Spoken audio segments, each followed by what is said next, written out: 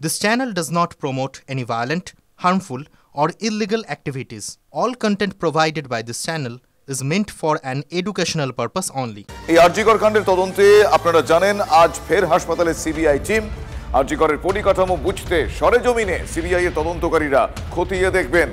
Emergency building এর floor plan জরিপ করেন তদন্তকারীরা। UEM Jaipur is a perfect target for prospective students aspiring for good jobs, good education with future-ready skills. Emergency building এ কটি প্রবেশপথ রয়েছে, বাহির রাস্তা কটি, লিফটের সংখ্যা কতগুলো, লিফট কোন ফ্লোরে সক্রিয়, কোন লিফট কোন প্রবেশ বাহির পথের সঙ্গে যুক্ত।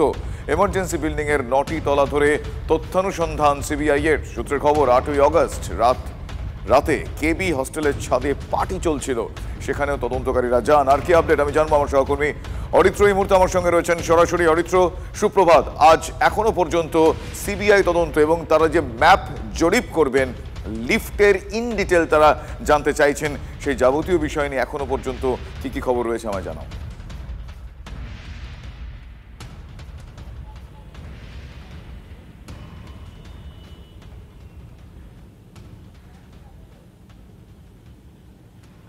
দেখো, সিবিআই তরফ থেকে এই তিলোত্তমা ধর্ষণ এবং খুনের ঘটনার যে তদন্ত তারা হাতে নিয়েছেন, সেই তদন্ত ভারে কিন্তু একাধিক তদন্ত প্রক্রিয়া তারা চালাচ্ছেন এবং মূলত সার্কামস্ট্যান্সিয়াল এভিডেন্সের উপর বেস করে প্রত্যেকটি এভিডেন্সকে এক সূত্রতে গেঁথে তারা একটি পর্যায়ে আসতে চাইছেন এবং জানার চেষ্টা করবেন কি হয়েছিল সেদিনের রাত্রে বা কি ঘটনা ঘটেছিল।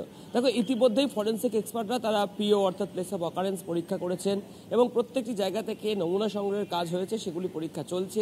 বহুজনকে জিজ্ঞাসাবাদ করেছে সিবিআই কর্তারা। তবে এরই মধ্যে নতুন যে রহস্য বারবার উঠতে শুরু করেছে, সেটা হচ্ছে কেবি হোস্টেল। এই কেবি হোস্টেলের ছাদে 8ই আগস্ট কোনো রকম পার্টি হয়েছিল কিনা, কোনো রকম অনুষ্ঠান হয়েছিল কিনা, সেই বিষয়টা সিবিআই কর্তারা জানার চেষ্টা করছেন। যেটা সিবিআই সূত্রে খবর পাওয়া যাচ্ছে যে এই ঘটনার রেশ ধরে সিবিআই আরও অন্য আরেকটি দিক উন্মোচন করতে চাইছেন। এছাড়াও ইমার্জেন্সি বিল্ডিং যেটা রয়েছে, ঠিক যেখানে সেমিনার হল, যেখানে তিলোত্তমা ধর্ষণ এবং খুনের ঘটনা ঘটেছে বলে এখনো পর্যন্ত জানতে পারা যাচ্ছে, সেই জায়গায় যাওয়ার ক্ষেত্রে কতগুলি রাস্তা রয়েছে, কটা এন্ট্রি পয়েন্ট রয়েছে, কটা এক্সিট পয়েন্ট রয়েছে, কতগুলি লিফট রয়েছে, অর্থাৎ পুরো বিল্ডিংয়ের একটা নকশা তৈরি করতে চাইছেন সিবিআই কর্তারা এবং সেই নকশার উপরে ভিত্তি করে কার্যত সেদিন রাত্রে কারা ঢুকেছিলেন, কিভাবে ঢুকেছিলেন, কোন দিক দিয়ে ঢুকেছিলেন, এই বিষয়গুলি তারা জানার চেষ্টা করবেন। এবং তুমি ভালো জানো যে সম্প্রতি সুপ্রিম কোর্টে আগামী 5 তারিখ সিবিআই মুখপাত্র খামে একটি রিপোর্টও জমা দিতে চলেছে, যেটা সিবিআই সূত্রে খবর পাওয়া যাচ্ছে। তার আগে কার্যত এই যে এভিডেন্স কালেকশনের কাজ, সেই কাজগুলি সেরে রাখতে চাইছেন সিবিআই কর্তারা। বেশ, ধন্যবাদ অরিত্র। আমি কথা বলছিলাম সহকর্মী অরিত্রর সঙ্গে এবং এখনো পর্যন্ত যেটুকু জানতে পারা যাচ্ছে, সিবিআই আধিকারিকরা তারা আজকে আরজি করে এবং সেখানে ইন ডিটেল তারা খতিয়ে দেখবেন, সেখানে ফ্লোর ম্যাপিং তারা করবেন, সেখানে কোন লিফট কোন তলায় আদৌ কতটা সক্রিয় ছিল, ঢুকতে বেরোতে কোন লিফটের কতটা গুরুত্বপূর্ণ ভূমিকা ছিল। শুধু তাই নয়, তারা এটাও খতিয়ে দেখবেন যে প্রবেশ এবং বাহির পথে কিভাবে কাদের আনাগোনা হতো, অর্থাৎ এই ঘটনাকে কেন্দ্র করে যাবতীয় ডিটেইলিং, মাইনুট ডিটেইলিং যেটাকে বলে, সেই বিষয়টা তারা খতিয়ে দেখবেন। এদিকে ধর্ষণ মামলায় দ্রুত বিচারের দাবি জানিয়েছেন রাষ্ট্রপতি দ্রৌপদী মুর্মু। বিচার প্রক্রিয়া যেন সংবেদনশীল হয়, এমনটাই মন্তব্য দ্রৌপদী মুর্মুর।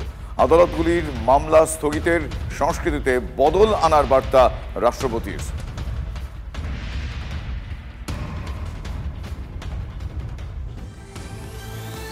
জুনিয়র ডাক্তারদের সঙ্গে বৈঠক আরজিকর মেডিকেলের প্রিন্সিপাল মানস বন্দ্যোপাধ্যায় এবং এমএসভিপি সপ্তর্ষি চট্টোপাধ্যায়। প্ল্যাটিনাম জুবিলি বিল্ডিংয়ে বৈঠকে বসেন তারা। বৈঠক শেষে কিছু বলতে চাননি প্রিন্সিপাল মানস বন্দ্যোপাধ্যায়।